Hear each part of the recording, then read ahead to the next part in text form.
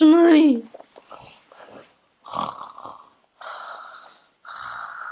Diamonds. Red bottles. Yes, I'm rich and famous. Can't you just tell? Look at my fur and my pearls and my pearl earrings. I'm just that bad bijout. Look at my fake bosoms and my fake badon. Well, it's not fake yet. I have my appointment set up for next week. But just consider me that bad, famous bijout. Hey, is that your coat? Of course this is my fur. Who else fur would it be? I'm rich. I can buy things like this now. Then why we just see you take it off the mannequin?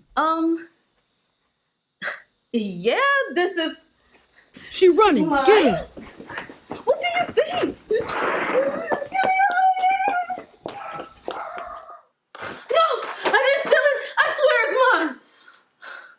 Oh. Darn it! That was a dream?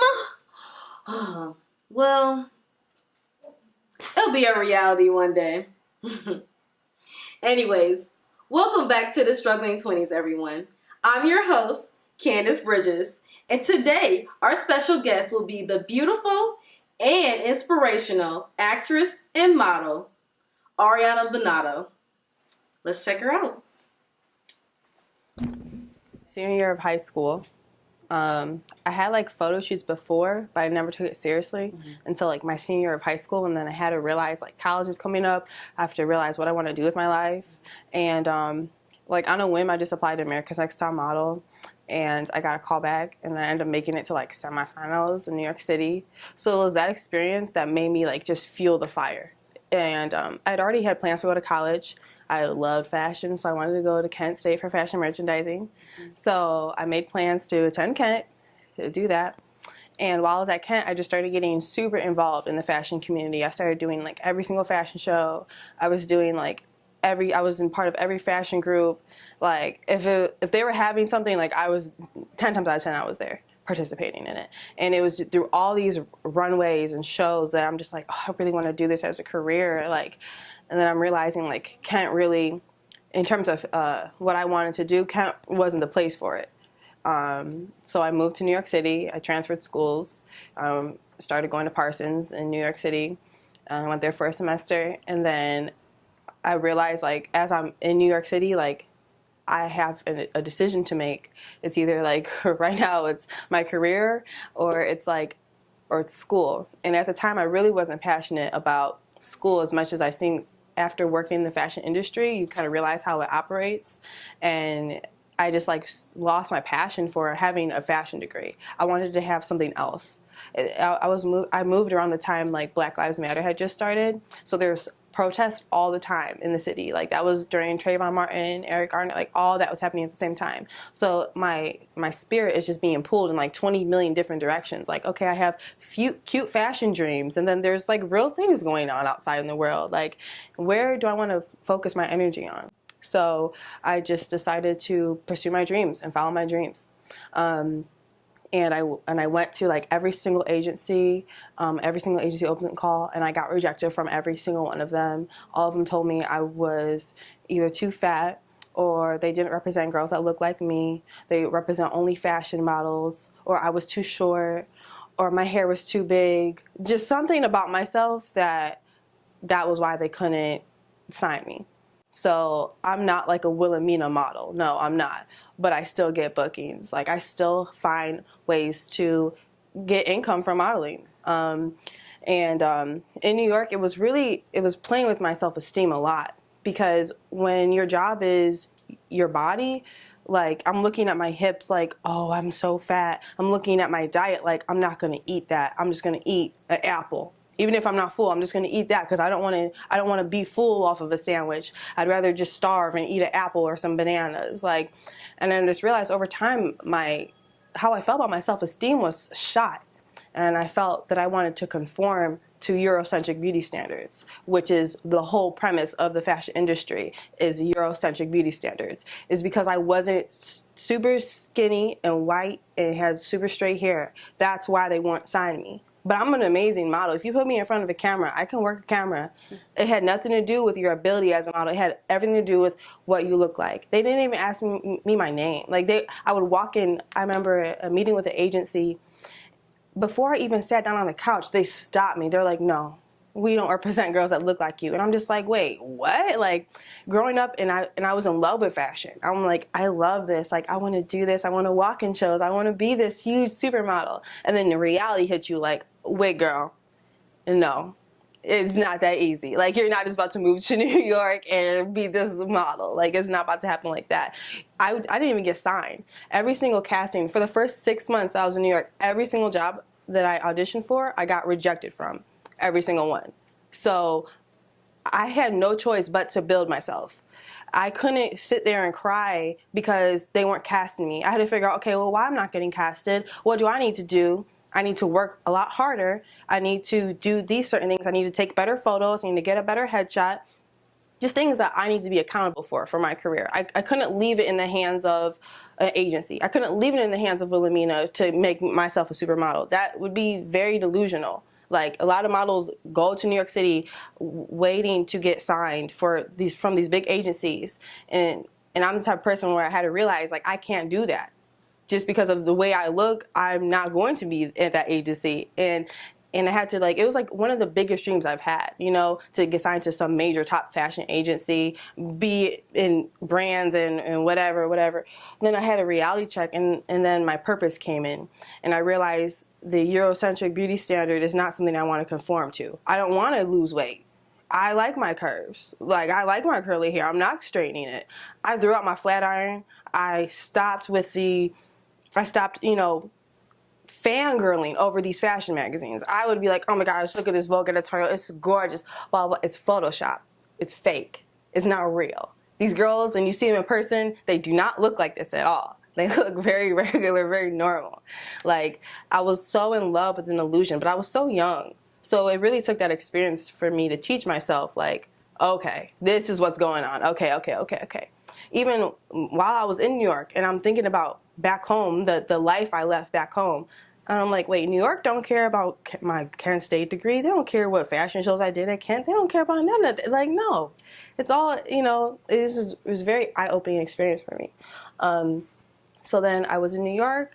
I shot like national campaigns. I did like huge jobs. And then all of a sudden, like abruptly, some life situations happened and I had to come back to Ohio. And at first I was like, why am I back here? I don't want to be back in Ohio. Like, there's nothing here for me. New York, New York, New York. And then I got signed to an agency in Ohio. And then that's when I really became a professional full-time model, was when I actually came back to Ohio, because no one looks like me here. Like, my competition is very slim here. If I go to New York, there's like 200 girls that are going to show up to the same casting and look like me. In Ohio, it's not that case. There's not even like castings. There's not that many castings or even auditions you have to go to. I just started booking consistently. Like, it just didn't stop. And I was just like, wow, I'm really a full-time model in Ohio. Like, I would have never thought that. I work with like a bunch of commercial clients. I work with like Route 21. I've worked with them for like 3 years now. I've worked with Joanne Fabrics. I've worked with Nike, the Cleveland Cavaliers, Jack Casinos, Evie Lou, which is a small women's contemporary retailer in Ohio. Literally, like, so many clientele, and it made me realize, like, wow, I'm an actual model in Ohio, in Cleveland, in my hometown. Like, I didn't even need to leave. You know what I mean? Like, my dream was I want to be a full-time model. I didn't even need to go to New York to do that, unless I wanted to go for a huge client, like, you know, like 17 magazine or Vogue or something. Like, you know, those big clients, they're in New York. But really, in reality, I didn't even need to go anywhere. I could have stayed here.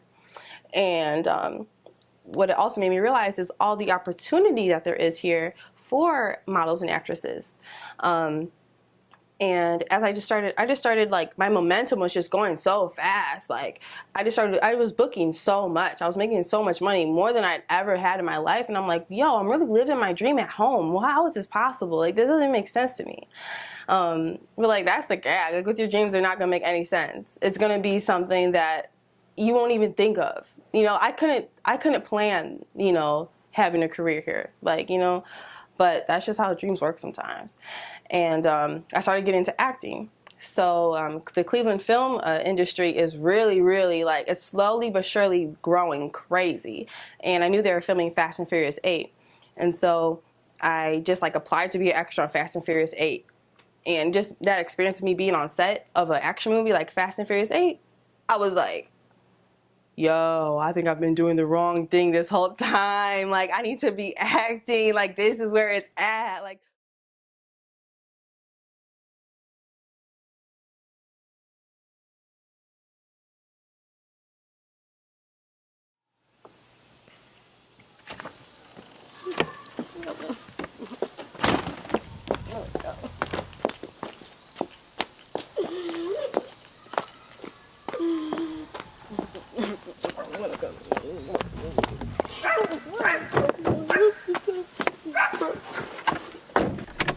Oh my God, Morgan, I'm tired of it all. Getting so in my hair, in my so, huh? George! George! What are you doing?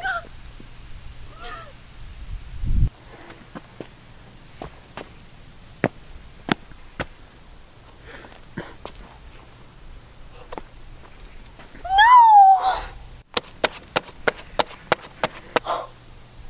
Oh my gosh! Ride together, die together.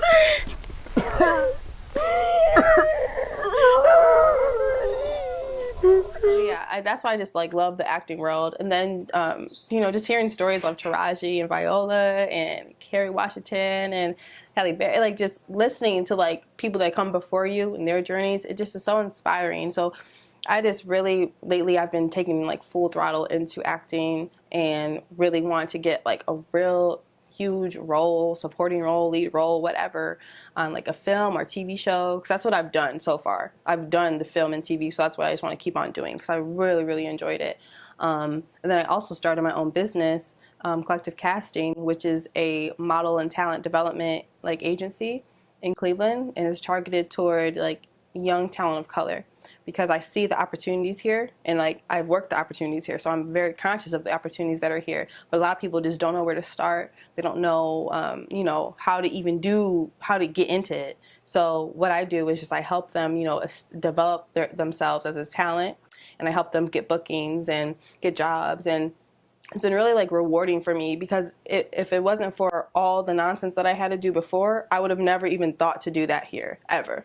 But because of my journey of what I've been through in the industry, it made me realize yo, I could really be helping people. I can really make an impact on someone's life. I can really prove to someone that they can do it. They can be in the magazines, you can be on TV, you can be in billboards.